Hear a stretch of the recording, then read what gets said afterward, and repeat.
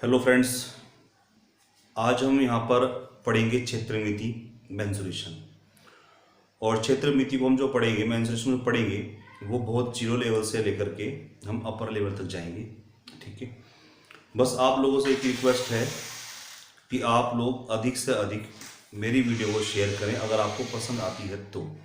और दूसरी बात यह है कि जब आप मेरी वीडियो को देखें तो साथ में पेन और कॉपी लेकर के जरूर बैठें, क्योंकि ऐसे वीडियो देखने से कोई लाभ आपको नहीं होने वाला है।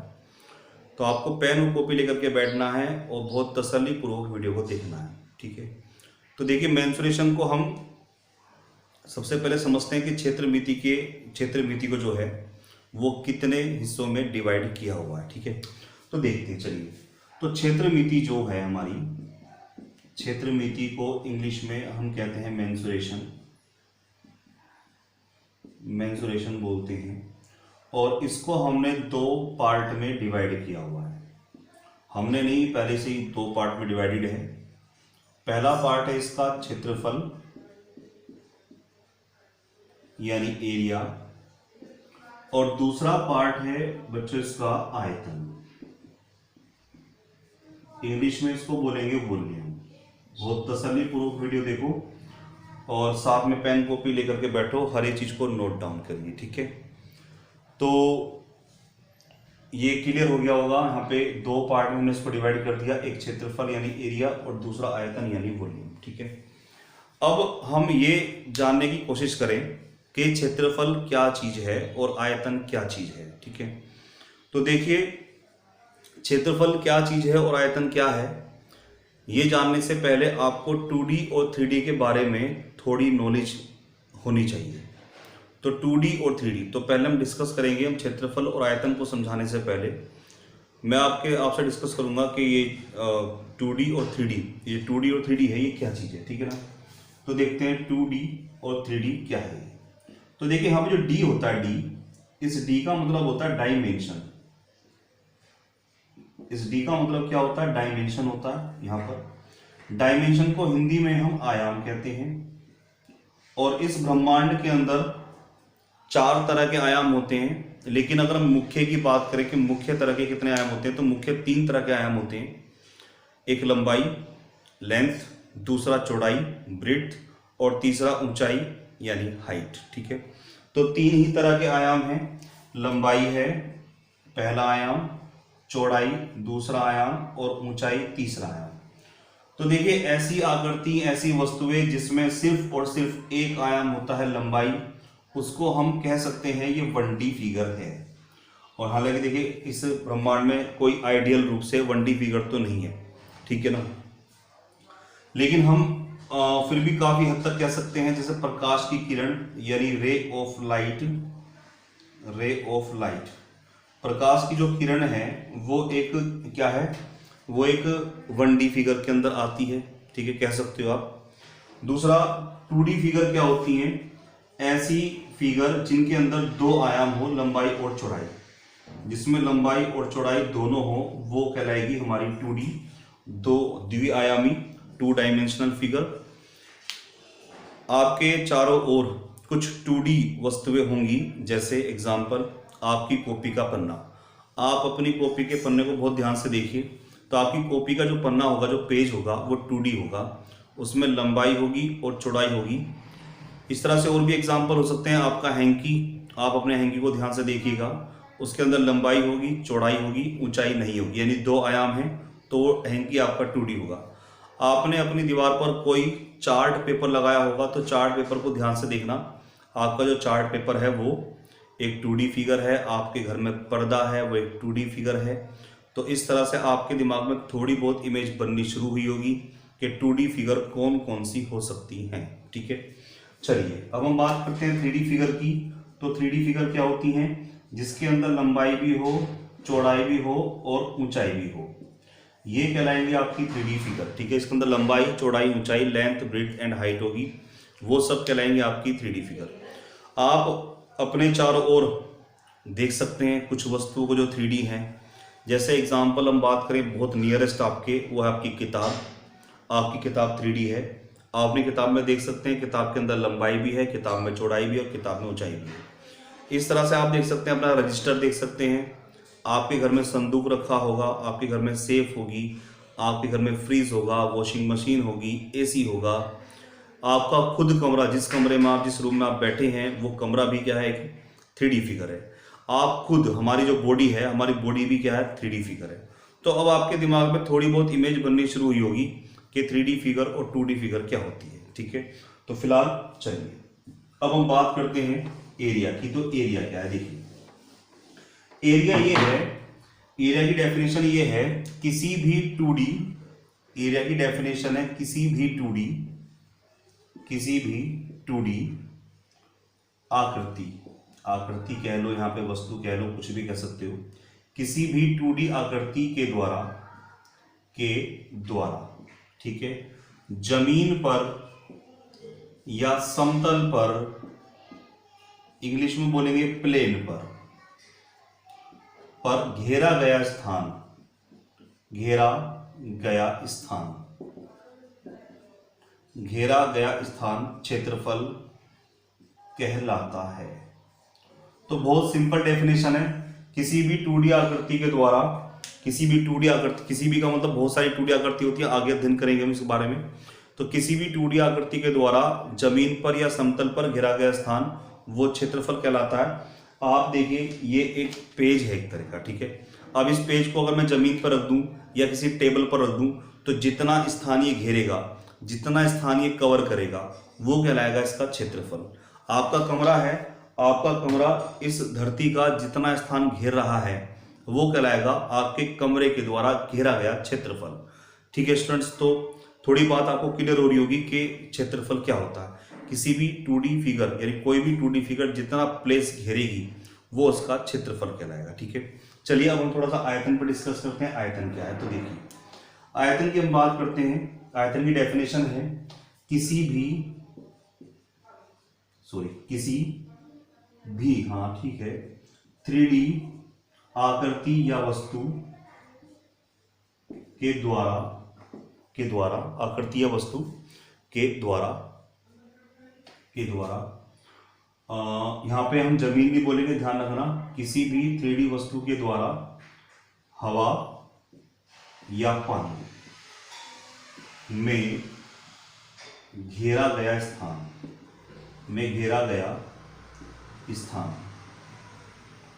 आयतन कहलाता है। देखिए कोई भी 3D वस्तु है, जितनी भी 3D वस्तु हैं, कोई भी है, संदूक है, आपकी किताब है, आपका एसी है, वॉशिंग मशीन है, जितनी भी 3D वस्तुएं हैं वो सारी की सारी स्थान दो जगह पर घेरेंगी, या तो एयर को कवर करेंगी या फिर वाटर को कवर करेंगी। आप इस तरह से देख सकते हैं, ये मेरे पास एक डब्बा है, 3D फिगर का है ये। अब ये स्थान, जितने स्थान में आपको ये डब्बा दिख रहा है उतने स्थान में एयर नहीं दिख रही आपको, ठीक है ना, यानी इसने एयर को यहाँ से रिप्लेस कर दिया। तो जितनी इसने एयर हटाई, इसके द्वारा हटाई गई एयर को हम आयतन कहेंगे, हम वॉल्यूम कहेंगे। जैसे आपने देखा होगा कोई बॉल है, बॉल, अगर बॉल को पानी में डुबो दोगे तो क्या होगा, पानी का लेवल ऊपर बढ़ जाएगा। तो क्यों बढ़ जाएगा, क्योंकि जितना बॉल का आयतन था उसने उतना पानी हटा दिया। तो हम सीधी सी बात ये कहें, बॉल के द्वारा हटाया गया पानी, बॉल के द्वारा हटाया गया पानी ही क्या कहलाएगा, आयतन कहलाएगा। किसका, गेंद का। तो जितनी भी 3D वस्तुएं हैं वो हमेशा दो ही जगह पर स्थान घेरेंगी, या तो एयर को कवर करेंगी या फिर वाटर को कवर करेंगी। कवर करने का सेंस ये है वहां से हटा देंगी, जितने स्थान में वो है उतने स्थान में एयर या वाटर नहीं रहेगा, वहां से रिप्लेस हो जाएगा, ठीक है। तो ये हमारा कहलाएगा आयतन, वॉल्यूम कहलाएगा, ठीक है बच्चों। चलिए तो अब आपको एक चीज आपने देखी होगी, जब आप कोई बुक से स्टडी करते होंगे तो कई बुक के में क्या लिखा होता है, एरिया/2D लिखा होता है और वॉल्यूम/3D लिखा होता है। तो ये 2D 3D से लिखा होता है क्योंकि एरिया हमेशा 2D फिगर का ही निकलेगा और वॉल्यूम हमेशा 3D फिगर का ही निकलेगा। चलिए ये हमने बहुत बेसिक बात समझ ली कि क्षेत्रफल और आयतन क्या है। अब हम यहाँ पे एक बात और समझते हैं, वो बात ये है कि देखिए हर चीज को मापने का एक मात्रक यानी यूनिट होता है।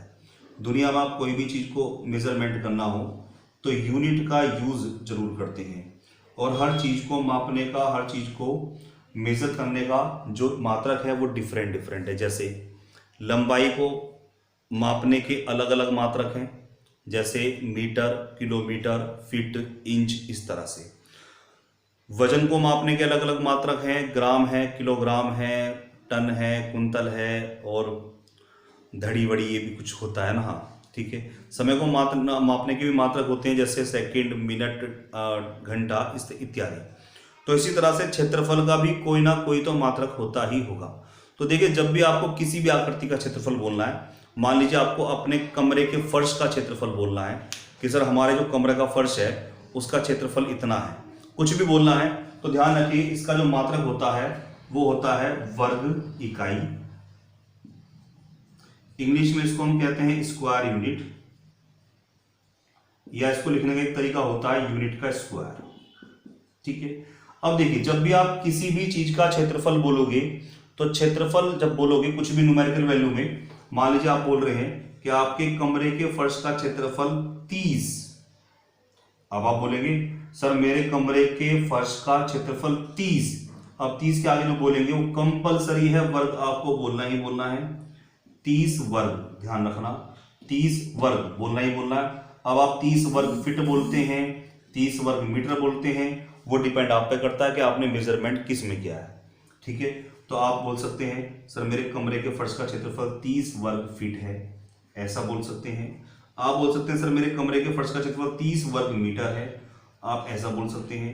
आप बोल सकते हैं सर मेरे कमरे के फर्श का क्षेत्रफल 30 वर्ग किलोमीटर है। इनको लिखने का एक तरीका और भी होता है, आप फीट पर स्क्वायर चढ़ा दें, आप मीटर पर स्क्वायर चढ़ा दें, किलोमीटर पर स्क्वायर चढ़ा दें।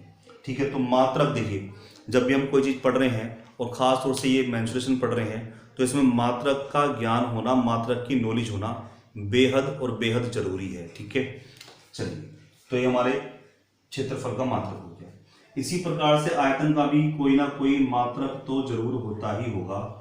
तो ध्यान रखना, आयतन का जो मात्रक होता है, जब भी आपको किसी भी आकृति का आयतन बोलना हो, जैसे आपको अपने संदूक का आयतन बोलना है, आपको दूध के डब्बे का आयतन बोलना है, तो ध्यान रखिएगा घन इकाई इसका मात्रक है, घन इकाई। इंग्लिश में इसको बोलेंगे cubic unit, cubic unit.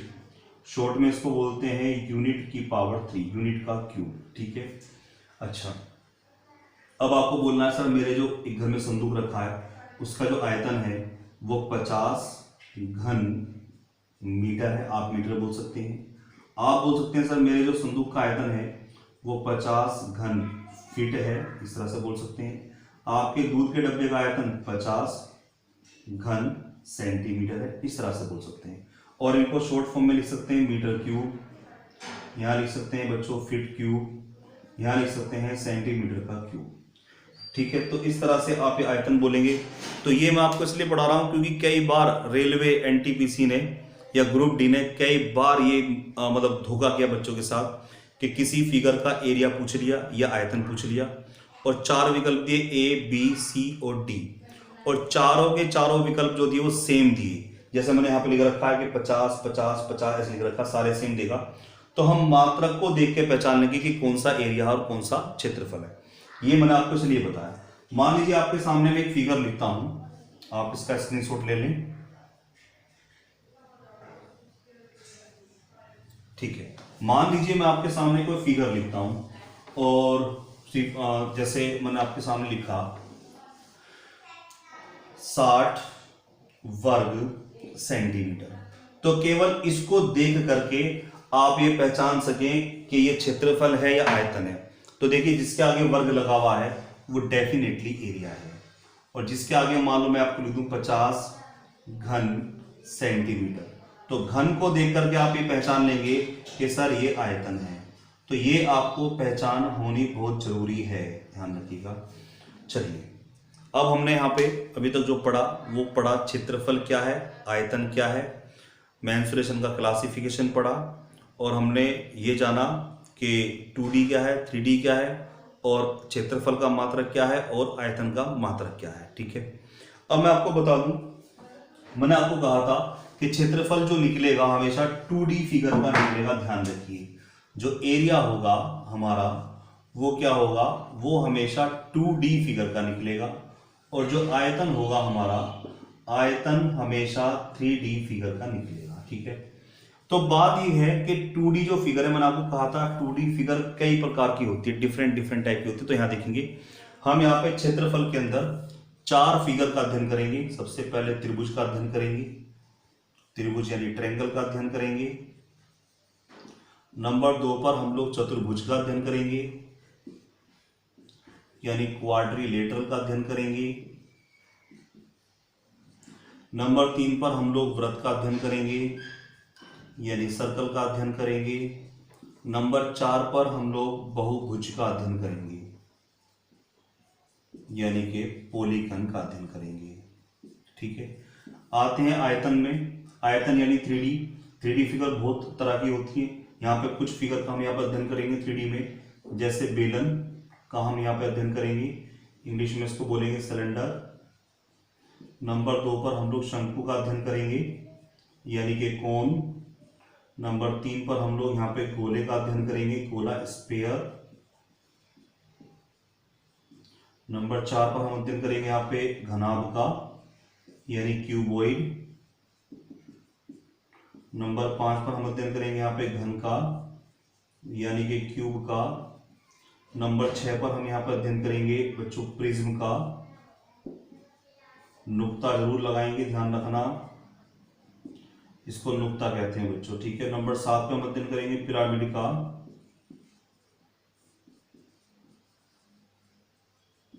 Pyramid का। ठीक है, तो यहाँ पे टोटल मिलाकर के मेंसुरेशन के अंदर 7 फिगर इधर हैं और 4 फिगर इधर हैं। 7 और 4 होती हैं कितनी?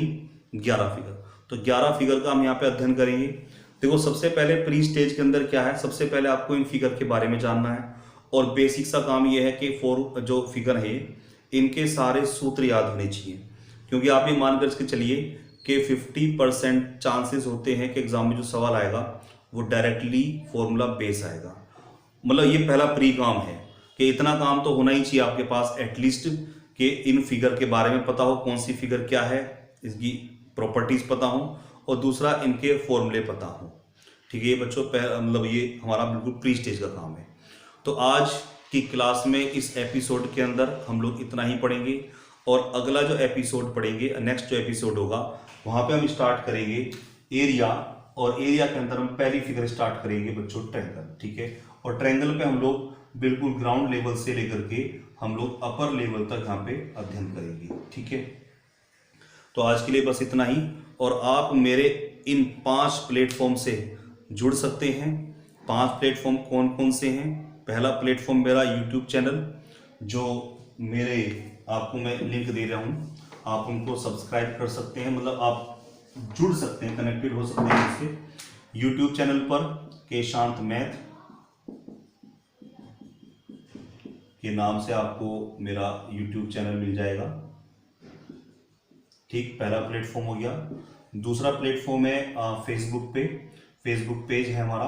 तो फेसबुक जो पेज है वो ध्यान नहीं आ रहा अभी, लेकिन आप फेसबुक ग्रुप से जुड़ सकते हैं, जो है मैथ्स